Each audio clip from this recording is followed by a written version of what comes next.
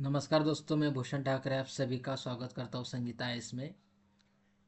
भारत सरकार द्वारा चितास को रीइंट्रोड्यूस कराने के लिए दो नई जगहों के ऊपर सोच विचार शुरू कर दिया गया है। तो जानेंगे कौन सी नई जगह है जहाँ पर भारत सरकार चितास को रीइंट्रोड्यूस कराना चाह रही है। द हिंदू में 25 जुलाई को एक आर्टिकल छपकर आया था जिसमें बताया गया है कि गांधी सागर सेंचुरी जो कि मध्य प्रदेश में लोकेटेड है तथा बन्नी ग्रासलैंड रिजर्व जो कि आपका रन ऑफ कच्छ यानी कि गुजरात में लोकेटेड है, इन दो जगहों के ऊपर बातचीत चल रही है जहां पर चितास को रीइंट्रोड्यूस कराना है। तो हम इन दो जगहों के बारे में भी आज बात करेंगे तथा प्रोजेक्ट चिता के ऊपर भी बात करेंगे। साथ ही साथ चितास का इम्पोर्टेंस हमारे इन्वायरमेंट के लिए कितना ज़रूरी है इसके ऊपर भी हम आज बात करेंगे। तो चलिए लेक्चर को स्टार्ट करते हैं। सबसे पहले हम प्रोजेक्ट चिता के ऊपर अगर बात करें तो जैसा कि आपको पता है 1952 ये वो साल था जब भारत सरकार द्वारा ऑफिशियली डिक्लेयर कर दिया गया कि भारत से चीता एक्सटिंक्ट हो चुके हैं। यानी कि 1952 में जो एशियाटिक चीताज भारत में प्रेजेंट थे वो पूरी तरह से नामशेष हो गए थे। उसके बाद भारत सरकार द्वारा प्रयास किया गया कि हम चीताज को ईरान से इंपोर्ट करें। 1980 के दशक में भारत सरकार द्वारा एक प्रयास किया जा रहा था कि हम ईरान से चितास को इंपोर्ट करें, लेकिन 1919 में ईरान में इस्लामिक रिवॉल्यूशन हो गया जिस वजह से प्लान बीच में ही बंद करना पड़ा। फिर उसके बाद भी भारत सरकार द्वारा प्रयास किया गया कि हम अफ्रीका के कई देशों से बातचीत की गई कि उनसे चितास को इंपोर्ट करें, लेकिन वो उतना सफल नहीं हो रहा था।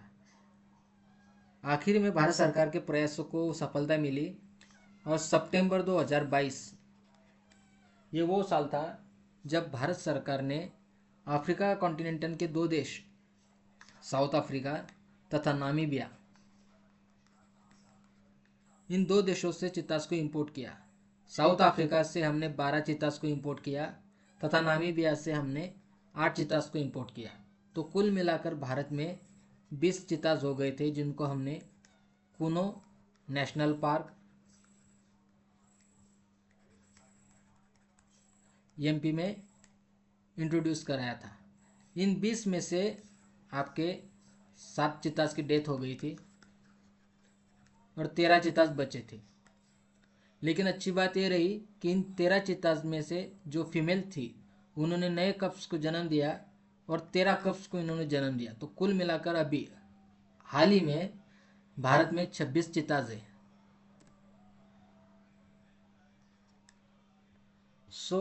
जो 7 चिताज की डेथ हुई थी उनमें मेन रीज़न यही था कि उनका किडनी फेलियर हो गया था। अफ्रीका के इन्वायरमेंट से सडनली भारत में शिफ्ट होने की वजह से वहाँ पर उनको उस इन्वायरमेंट में बैलेंस करने में वक्त लगेगा जिस वजह से उनकी डेथ हो गई थी। तो फिलहाल प्रोजेक्ट चिता के अंदर ही गवर्नमेंट का ये प्लान है कि अगले 5 साल इन दो देशों से 10 या 12 यानी कि 10-10 या 12-12 चितास को हर साल इंपोर्ट किया जाएगा भारत में और उनको अलग अलग जगहों पर इंट्रोड्यूस किया जाएगा। इसी साल के अक्टूबर महीने में जो कुनो नेशनल पार्क में चिताज है उनको वाइल्ड में छोड़ा जाना है।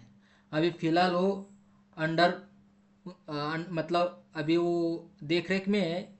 उनके ऊपर पूरी तरह से उनकी मॉनिटरिंग की जा रही है, उनके प्रे का ध्यान रखा जा रहा है ताकि उस इन्वायरमेंट में वो पूरी तरह से सस्टेन करने के लायक बन जाए।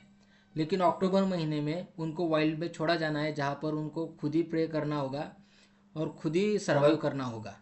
तो ऐसे में हो सकता है कि इन 26 चिताओं में से बहुत से चिताओं की डेथ की न्यूज़ हमें आगे भी सुनने को मिले। तो जिस वजह से अभी अगले 5-6 साल तक भारत सरकार हर साल 10 या 12 चितास को इन दो देशों से इंपोर्ट करने वाली है। अब जो गवर्नमेंट दो इन चिताओं को इंपोर्ट करने वाली है इनको री इंट्रोड्यूस कराना है गांधी सागर नेशनल पार्क में और बनी ग्रासलैंड रिजर्व्स में। तो अभी जो अगले साल जो चिता भारत में आने वाले हैं उनको इंट्रोड्यूस कराया जाना है Gandhi Sagar wild life sanctuary में। अगर हम इस सेंचुरी की बात करें तो ये लोकेटेड है एमपी में तथा अपनी बॉर्डर शेयर करता है राजस्थान के साथ। ये एक डिसिडियस फॉरेस्ट है और इसके बीच में से चंबल रिवर गुजरती है। ये सेंचुरी चितास के लिए इसलिए यूजफुल कही जा रही है क्योंकि इसमें चीतल तथा चिंकारा जो कि चितास के फेवरेट शिकार है उनके प्रेजेंस काफ़ी ज़्यादा है, जिस वजह से उन्हें सर्वाइव करने में उतनी दिक्कतें नहीं आएंगी। लेकिन यहाँ पर लेपर्ड चितास का एक प्रतिस्पर्धी भी है, जिस वजह से हो सकता है कि इन दोनों के बीच में हमें वहाँ पर संघर्ष देखने को मिले। साथ ही साथ जो दूसरी जगह डिसाइड की गई है वो रहेगा आपका बनी ग्रासलैंड रिजर्व। ये आपका है रन ऑफ कच्छ, गुजरात में लोकेटेड है, जहाँ पर चीतास के लिए ब्रीडिंग और कंजर्वेशन सेंटर भी बनाए गए हैं। चिंकारा और ब्लैक बक यहाँ पर प्रेजेंट तो है, लेकिन उनकी संख्या उतनी ज़्यादा नहीं है, और साथ ही साथ चीतल यहाँ पर प्रेजेंट नहीं है। तो कोशिश ये की जा रही है हमारे वाइल्ड लाइफ के एक्सपर्ट्स द्वारा कि बनी ग्रासलैंड में चित्तास को भी इंट्रोड्यूस किया जाना चाहिए, चितल्स को भी इंट्रोड्यूस किया जाना चाहिए, ताकि चित्तास के प्रेम या उनको ज़्यादा संघर्ष करना ना पड़े सर्वाइव के लिए। सो गवर्नमेंट इसके ऊपर भी बात कर रही है। दो जगह अभी भी ऑफिशियली डिक्लेयर नहीं किया गया है बनी ग्रासलैंड को इस प्रोजेक्ट चिता के अंदर पार्ट, लेकिन गांधी सागर सेंचुरीज को डिक्लेयर कर दिया गया है। अब जो नए चिता आने वाले हैं नामीबिया तथा साउथ अफ्रीका से, इनको सीधा कूनो नेशनल पार्क में इंट्रोड्यूस ना करते हुए गांधी सागर सेंचुरी में इंट्रोड्यूस किया जाना है। और रही बात बनी ग्रासलैंड रिजर्व की, तो यहाँ का इन्वायरमेंट चितास के लिए अच्छा है, ऐसा वाइल्ड लाइफ एक्सपर्ट का कहना है। चिंकारा और ब्लैक बक की पॉपुलेशन यहाँ पर भले ही कम हो, लेकिन चीतल को वहाँ पर इंट्रोड्यूस करके हम बैलेंस कर सकते हैं, ऐसा एक्सपर्ट्स का कहना है। तो इनको भी वहाँ पर इंट्रोड्यूस कराना सरकार सोच रही है। तो आपको इन दोनों जगह की लोकेशंस पता चल गई, तथा साथ ही साथ इनमें जो इम्पोर्टेंट चितास के लिए सर्वाइव के लिए क्या क्या ज़रूरी है, इसके ऊपर भी हमने बात की है। तो सबसे पहले आप देख लीजिए, आपको कन्फ्यूजन हो रहा होगा कि चिंकारा क्या है, ब्लैक बक क्या है, चितल क्या है। तो चिंकारा जो आपका फर्स्ट इमेज में दिख रहा है ये चिंकारा है। ब्लैक बक सुनते ही आपको सलमान खान याद आता होगा। और तीसरी इमेज में हमें चितल दिखाई दे रहा है। तो चितास हमारे इन्वायरमेंट के लिए इतने ज़्यादा ज़रूरी क्यों है? तो सबसे पहले बात कि चीता एपेक्स प्रेडेटर है, यानी कि जो आपकी फूड चेन है उसमें टॉप पर चीता है। और जब भी कोई एनिमल अगर टॉप पे होता है किसी फूड चेन के, तो इसका मतलब ये है कि वो पूरी की पूरी फूड चेन को बैलेंस करने का काम कर रहा है। अगर टॉप पर ही आपका एनिमल खतरे में है तो पूरी की पूरी फूड चेन आपकी खतरे में आ जाती है। तो इसका मतलब ये है कि इकोलॉजिकल बैलेंस और बायोडायवर्सिटी,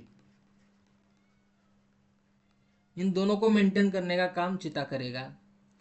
बायोडायवर्सिटी का इम्पोर्टेंस इसलिए भी है कि अगर चीतास की पॉपुलेशन भारत में नहीं रहेगी तो चीतल, चिंकारा और ब्लैक बक, इनकी पॉपुलेशन बढ़ जाएगी। और इनका जो अन्न होता है वो मुख्य तौर पर पेड़ पौधे खाते हैं, और ख़ास तौर पे उन पेड़ों को खा जाते हैं जो नए नए अभी जन्म ले रहे होते हैं या बढ़ रहे होते हैं। ऐसे में इन्वायरमेंट में उन पौधों की संख्या कम हो जाती है।